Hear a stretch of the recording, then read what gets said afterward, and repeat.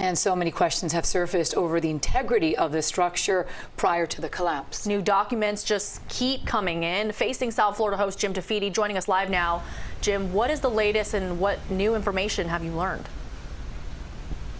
Sure. So as you said, the city of Surfside has been putting out more and more records that they find with regard to this building. And we went through about 250 or so pages of records today. And this is really, there wasn't a lot new in here, but there was one particular thing that caught my attention. There was a series of emails in 2019, in January 2019, from the Condo Association, from the condo folks at Champlain Tower South, complaining about the construction that was taking place at that very large building that we see just to the south of it.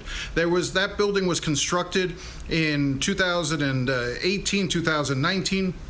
Into 2020. It's only been open for about a year, and residents there were concerned enough that they wrote the city of Surfside's building official, and I'll just read you exactly what they wrote. They wrote, "We are concerned that the construction next to Surfside is too close.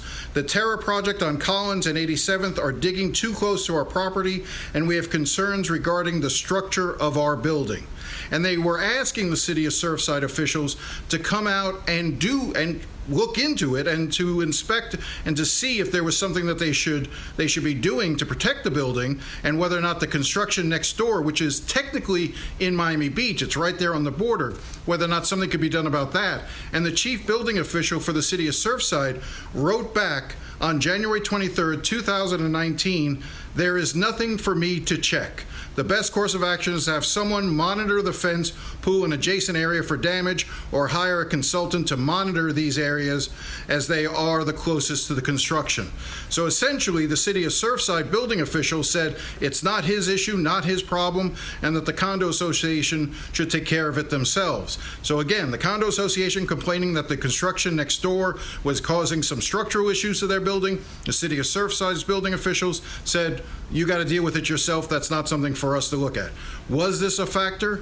We're going to wait and see. I think there are going to be a lot of factors that are going to come out, including what we've been talking about for the last few days, about some of the issues, structural integrity going on underneath the building, saltwater intrusion, the construction next door, and just the fact that, again, this building was sort of coming down about 2 millimeters a year, sinking into the ground. So just one more aspect of this investigation that folks will be looking at in the weeks, months, and maybe even a year to come.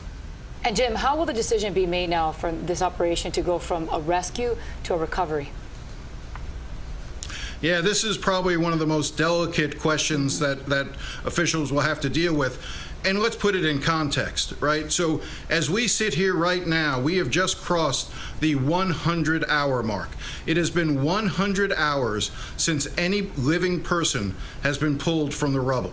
You talked about Jonah before. He was found in the first hour or so of the collapse. There was a mother and daughter that was found shortly thereafter. And for the next 100 hours, nobody living has come out of that structure. Rescuers say they are still hopeful, but that hope is clearly waning. And at some point, they're going to have to make that decision to move. What will be the factors? One, it's going to be a lot on the Miami-Dade fire rescue teams to see whether or not they think that there's any realistic chance of finding anyone else in that rubble. But there's also, let's face it, a bit of a political decision. They want to make sure that the families feel that they've had all of their options met and that everything possibly could have been done to rescue and save any of their loved ones. But with each passing hour, that possibility grows more and more and more remote. All right, Tim, thank you so much. So difficult. I know, and we're just going to have to keep a close tab on, of course, those rescue efforts, but also a lot of the documents, information coming out that Jim has been pouring through. So, Jim, thank you very much for doing that.